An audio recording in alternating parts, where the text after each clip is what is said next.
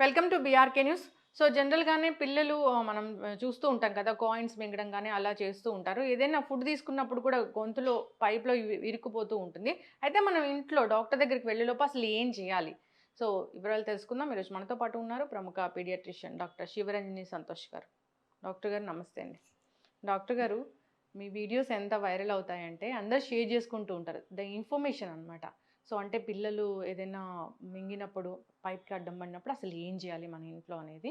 So, చాలా చక్కటి information ma'am. అది చాలా వైరల్ అవుతుంది. అందరూ షేర్ చేసుకుంటున్నారు. అవేర్‌నెస్ కూడా వచ్చింది. అయితే జనరల్‌గానే పిల్లలు ఏదైనా మింగినప్పుడు అసలు మనం ఇంట్లో ఏం చేయాలి?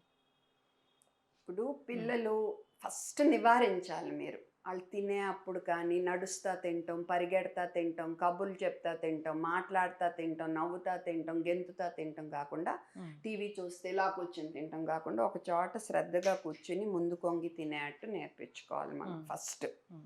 అండ్ చిన్నపిల్లలకి ముఖ్యంగా చిన్నపిల్లలకి ఈ గొంతుకి అడ్డం పడే ఛాన్స్ ఉన్న గట్టి గట్టి పప్పులు ఇలాంటివి కనీసం 5 ఏళ్ల వరకు డైరెక్ట్‌గా ఇవ్వొద్దు మీరు.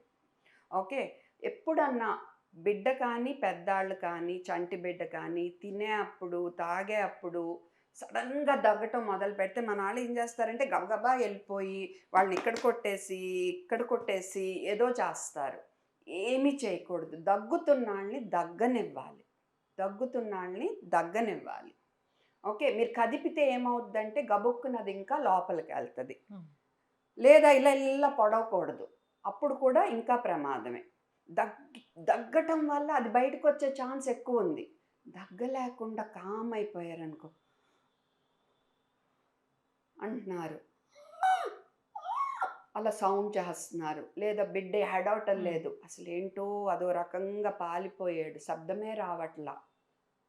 కొంచెం తెలిసినాళ్ళైతే ఇలా పట్టుకుంటారు. దీన్ని యూనివర్సల్ చోకింగ్ పొజిషన్ అంటారు. హ్మ్. మీకిలా చూపిస్తారనమాట. నేను చోక్ అవుతున్నాను. నాకు విండ్ పైప్‌కి ఏదో అడ్డం పడిపోతుంది. నా గాలి పీల్చుకునే పైప్‌కని. అప్పుడు మీరెళ్లి సాయం చేయాలి. బిడ్డనుకోండి జాగ్రత్తగా తీసుకొని, ఎత్తుకొని ఇలా పట్టుకోవాలి చంటి బిడ్డని.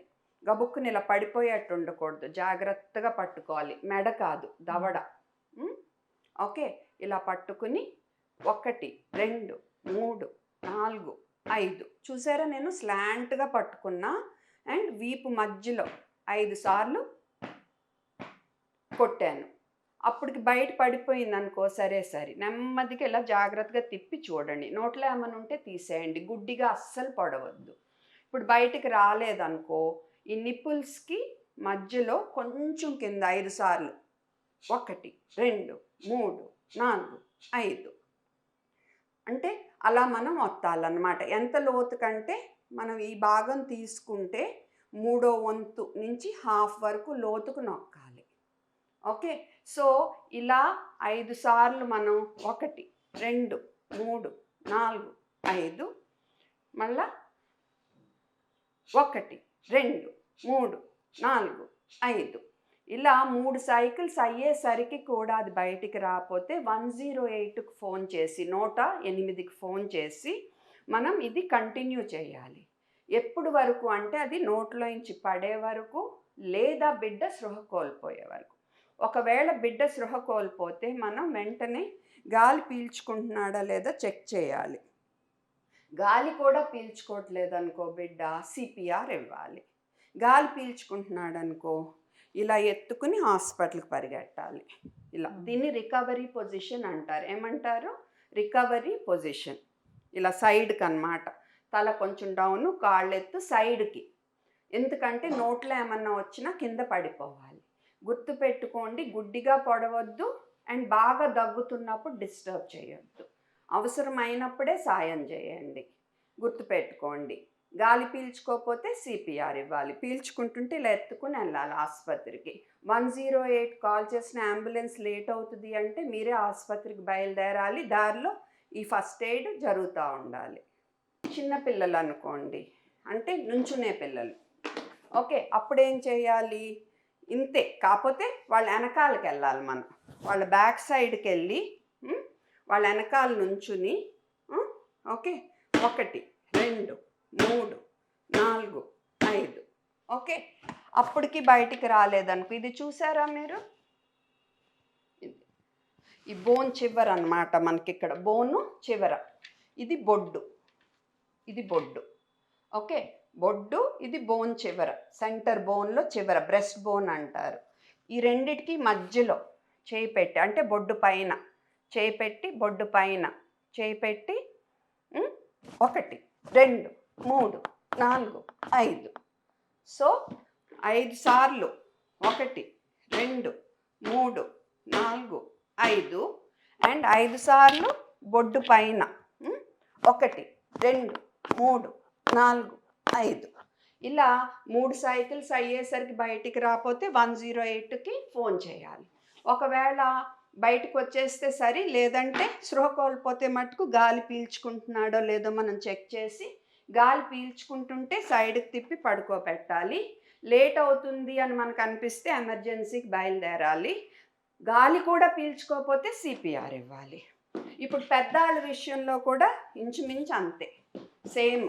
వెనక 5 సార్లు కొట్టాలి, అండ్ ముందు ఈ బొడ్డు పైన ఓకే 5 సార్లు 1 2 3 4 5.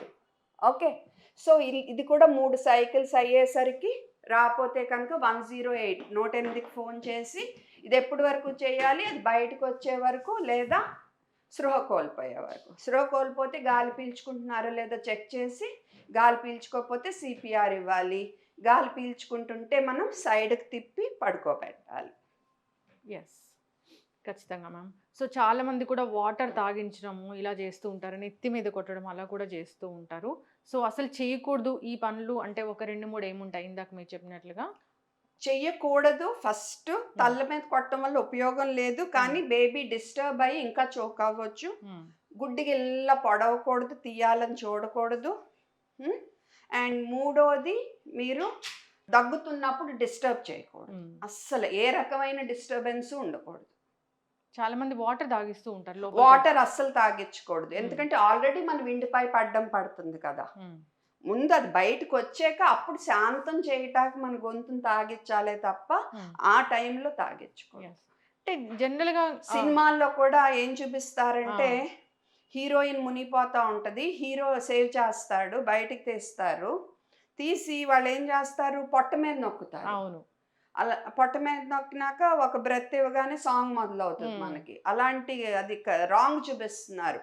పొట్ట మీద నొక్కితే ఏమవుద్దంటే, ఆ బిడ్డ మింగిన రాళ్ళు, మనిషి మింగిన రాళ్ళు కానీ గడ్డి కానీ మళ్ళా వచ్చి విండి పైపులోకి వెళ్ళి చోక్ అయ్యే ప్రమాదం ఉంటుంది.